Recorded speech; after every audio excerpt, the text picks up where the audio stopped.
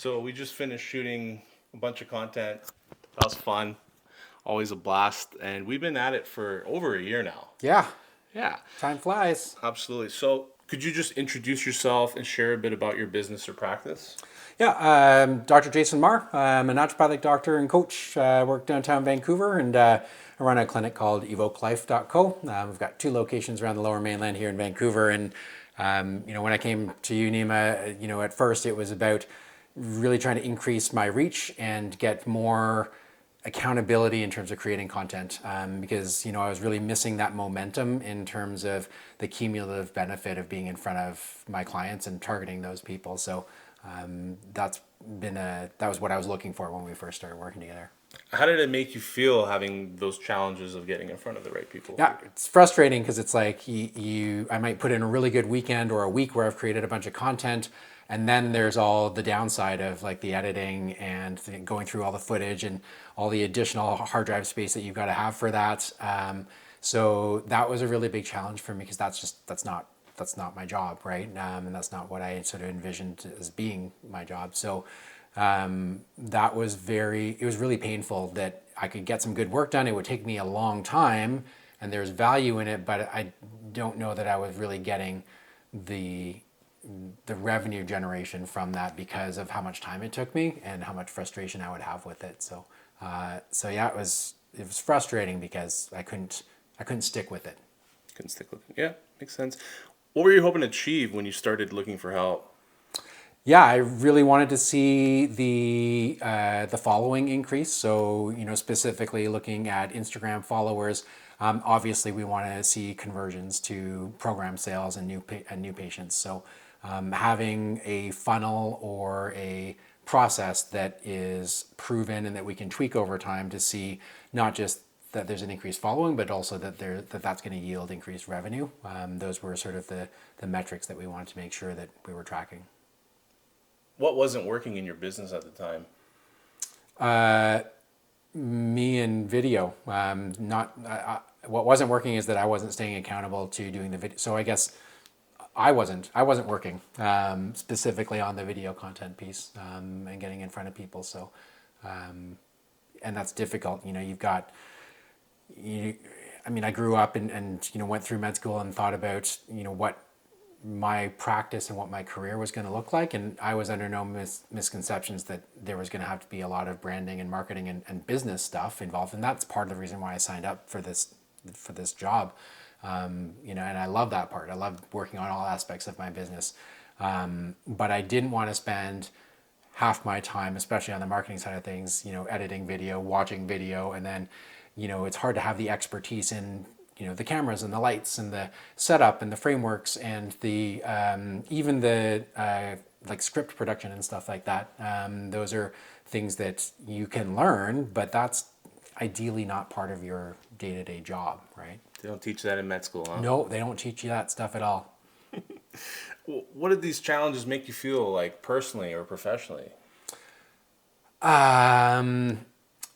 The best way I can answer that would be like it felt like I was never going to achieve the financial goals and like the personal goals of having the freedom from money, freedom from my business that I envisioned in the long run, and that was sad, right? Like again, you sign up, especially. I mean, there's a stereotype around medicine and being a doctor of all different types that you become a doctor and then you're just going to make a whole shit ton of money, and especially in private practice and in naturopathic medicine, like that's just not the case. Like you're in private practice, you've got to constantly be looking for new clients, especially because if you're doing a good job, I mean, our patients get better, and when your patients get better, they tend not to come back as frequently, and that's a good thing, right?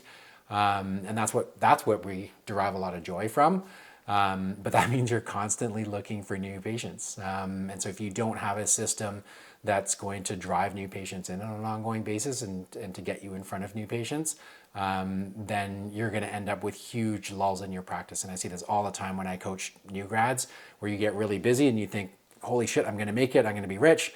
And then a month later, you've got no one on your schedule because all those people got better. And that's fantastic, except for the fact that you're making no money the next month. So the ups and downs are, it's tough. What other solutions did you try before, and why didn't they work out? I mean, I tried doing video on my own, and I tried relinquishing the need for perfection and control over those videos, which is still an ongoing process for me. And that's why it's nice to have someone else, with some expertise around what's working and what the trends are. Yeah, I just didn't feel I couldn't make the bandwidth for. I wasn't making the time and the energy to be able to go and do that consistently. And what made you decide to work with us specifically? You were because Nima is so really, really ridiculously good looking. It was an easy sell, but I think probably I mean, right off the bat, I think that you spoke the same language as me, and I think because you are well within my target market and have some questions on your own about health and wellness and getting to be the best version of yourself, because you're a new parent and have a young child at home, because you're at a similar stage in some ways in terms of career and where we're at in providing for our families. I think there was a clear understanding of like what the needs and the challenges were, and I don't think I've found that level of connection with. And I've worked with other video guys, and I've worked with other sales guys and advertisers and sales funnels developers and stuff like that. But previously, it was a lot about this is the protocol and this is what we offer as a program. But working with you, it's a lot more organic, where we're coming up with ideas together, talking about them, and also being able to have a version of my ideal client in front of me to bang those ideas off of. That's what's made this process really easy in working with you. Sweet. And what was the key moment you thought this is the right fit for me? After the 50th time that you got me on video chat, no, you can cut that. I'll keep it all. When was the moment? You know what? It was probably the moment that comes to mind when you ask me that is after our first day filming, because we had, and this is still our process. We have our pre-production discussion, and we have our scripting meetings, and we have a good idea of what we're going to be filming on site. But when we get on site, yes, we're filming those scripts, and yes, sometimes there's some modifications, but there's sort of that framework. But the gold that's come out of our productions and some of the best videos that we've produced are the ones where you're following up with a question for me, or you've got a spin-off question for me. So again, I think your involvement and thoughtfulness in terms of being able to be a bit more dynamic when you're actually filming, that brings out a more authentic version of me when we're on camera. And those have been the best videos, frankly. Did you have any hesitation before starting? And how were those addressed? Yeah, I mean, there's always going to be hesitations around money. And, depending on where everyone's business is at and where your finances are at, I think you got to find a way to get the things done that are going to benefit you. So, yeah, there's definitely hesitancy. Like, I'm going to go down this route again? This is what I spent in the past and I didn't really get anything out of it. What can I sustain moving forward? What are the goals right now in terms of, what I need for my finances now for the business, and how can I sustain that over a longer period of time? And, if we assume some level of growth, obviously, if we're seeing the benefits, then, there's more bandwidth there from a financial standpoint, but it's also catching up with the debt in the business and, hiring other employees or other staff, finding new opportunities to shoot off of this as well. So, especially when you're a solopreneur or in a small business and running a small business, that you've got to really consider all the different opportunities that are out there. And it's hard to know, like, is this the right decision for you right now? But the cost of not doing the marketing and not getting in front of people and not participating in the area that everybody is participating in to get new clients, that's the pain point that if you ignore it, it's only going to get worse, especially in today's day and age when technology is just like more than exponentially growing. And, you and I can talk a lot about like where AI is going and how that's going to affect video marketing and stuff like that. So if you're not playing the game now, you're just not learning and keeping up with the systems and the trends. And so you're going to be even more at a detriment in a year when AI takes over and you're doing all these other things through other platforms, right? So you got to know the basics right now. It's kind of like being able to type on a keyboard in order to use a computer. You're not going to jump to programming Python in a week, but you can learn to type this week. You can learn to, program something next week, and you can learn Python the third week. So it's that progression that you're missing out on it. And I don't want to be at that point ever in a tech, from a tech standpoint, where I'm the guy who doesn't get along with tech, and I'm so far behind that I can't adapt to the new thing. I love that. What was it like going through our process? I had an idea of what my process had been before, and how I come up with my scripts. And I still find that there's some, not butting heads, but like I will come up with scripts in one way and you've got your process as well. But I think because we're both coming at it from a collaborative standpoint and we both have an idea of what we're looking to get to in terms of the end point, it's worked really well. It's been really easy to know what we're talking about, and then to draw that information out of me on screen when we do the filming. But yeah, at first it was tough because I'm like, oh, I've got a way of doing this. Like, I don't need you to do scripts for me. I can do my own scripts. I've been doing this for 2 years. The problem was my scripts weren't working. So, so when you are honest and authentic with yourself about like, okay, I've been doing this and spinning my wheels for this long, and I obviously haven't been able to keep this going, then you've got to step back and say, hey, what can I do differently? And here's someone else who has a bit more experience in this area. Let's try something different. So. How did you find the support, the communication, just overall experience? Yeah, it's good. Yeah, it's nice to have the summaries of our meetings all the time. I love that I've got access to pre-production notes and I can see all the published, finished videos, and I can leverage those for other things in my business as well. So yeah, the process has been really seamless, and our meetings have always run pretty much right on time. And if anything, I'm sure we'd love more time to think about more ideas, but yeah, everything's run really smoothly, and logistically, that's not been at all a problem in working with you. Sweet. And what stood out to you most while working with us?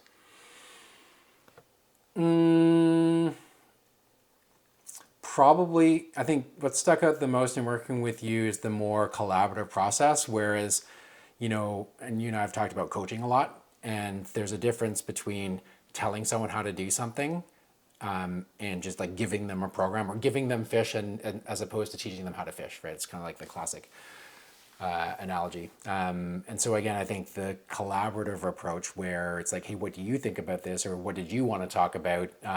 Hey, here are some things that I'm seeing and I'm working, that I'm seeing working for other people on Instagram or wherever else.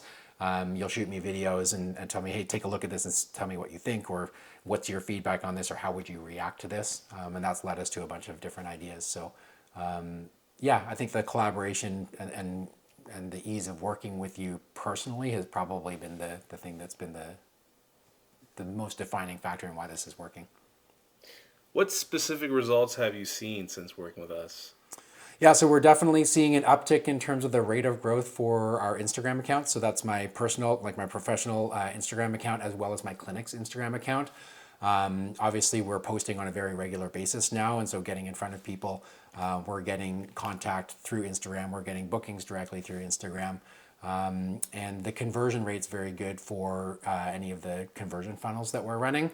I've got a fairly high ticket item that's sort of like the most important goal for what we're selling in what we're doing. So that's fairly easy to track in terms of where those referrals are coming from. And so we're definitely getting increased sales there, where it's allowed us to increase our budget and our time together over the last, I guess, year, like you said.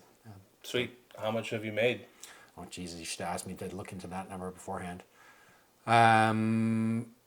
Well, what I will say is, so I've got a high ticket item that grosses me $3,000 per shot, approximately $3,000 per shot. And I've gone from booking 5 or 6 clients a month to, over the last couple of months, it's been more like 8 or 9. So let's call that a 50% increase over the last year for my high ticket program. And that's allowed me to pull back on some of my one-on-one work and just run my big ticket items while I triage my other patients and ongoing care to some of my other docs. And how's that impacted your day-to-day life or business? Well, so far that just opens up more time to do more work. So now it's, now can I write the book? Can I launch that coaching program? Can I write that other book? Right now I'm bringing on another employee to help to scale even further. So opening up that cash flow right now for me has allowed me to bring on an additional employee, which allows us to scale even further and even faster. So that means more time to do videos, more time to write, more time to create programs, more time to do group coaching stuff. Basically diversifying my portfolio in terms of offerings to clients and diversifying the client base as well. So especially when you've got a further business behind that and other people to deal with the ongoing care, getting people into the business that's my business now. So it's, again, another cliche, but it's allowed me to work a lot more on my business than in my business. And that shift has happened, pretty quickly, especially in the last few months. We're starting to hit those goals. What unexpected benefits have you noticed? Filming at home. I never really expected to use my home as a studio for especially short form video. So having you come to my home office and not have to worry about how is this going to interact with patients at my office. When do I have access to my office? Are there going to be other patients there? What's the noise pollution going to be like in the office? What's the temperature going to be like in the office, and all these kinds of things. Those logistics are just non-existent, because worst case scenario, I can just say, hey, need to come to my home and we're going to film here. And that's also allowed me to be a bit more authentic about the material, because I'm in a comfortable space and it doesn't have to be like super professional. I can just kind of talk off the top of my head and talk out of my ass. I love that. If you're talking to someone who's on the fence, what would you tell them? Yeah, I don't think you're going to find a better option in terms of creating video content and managing all the processes that come together to allow you to produce content on an ongoing basis than working with Megafon and with Nima, because I've tried 2 or 3 other video options, and as I said, I've worked with lots of other business coaches and sales coaches and stuff like that. And in terms of consistency of output and the constant improvement of the relationship and the collaboration moving forward, this is the best experience I've ever had. So definitely a worthwhile investment on my part. So I'll pat myself on the back for saying yes. But no, it's been if I could go back and tell myself a year and a half ago that it was going to have gone this smoothly and we would see the improvements and benefits that we are seeing now, it would have been it's an easy yes. Who do you think would benefit most from working with us? I think just based on my own experience, people who are building their own brands, probably smaller businesses, but I mean, there's so much value for larger businesses and corporations to get at more a grassroots level of content that's more personal and authentic, and that's something that you really bring out well. It's not just about Simon Sinek talks about you want to talk more about why you're doing things as opposed to what you do, right? What does he say? People don't buy what you do, they buy why you do it, right? So I think that attitude I think larger corporations can probably benefit a lot more from that than they are leveraging. That's my personal opinion. But being a small business owner, I think that being able to have someone else have all the worry about the logistics and even helping you with the scripting and stuff like that, and just taking that bandwidth and worry away from you so that you can spend as little time on creating content as possible, but have the output that otherwise would have taken me, and has in the past taken me, 4 or 5x longer to actually get this stuff done. What I will say is that I feel pretty capable with technology. I'm quite familiar with cameras and lighting, and have what I think is a pretty good idea of what I think would look good on video. By no means am I a videographer or a photographer, but I feel like I have an idea of that. But it would still take me 5 times as long to do the same thing, and I tried that, and it wasn't sustainable for me. And if you had to sum up your experience in one sentence, what would it be? Best marketing decision of this decade. I'll take it, man. Yeah. That's amazing. So, looking back now, what does it mean to you that you made this decision? Yeah, what does it mean to me? I'm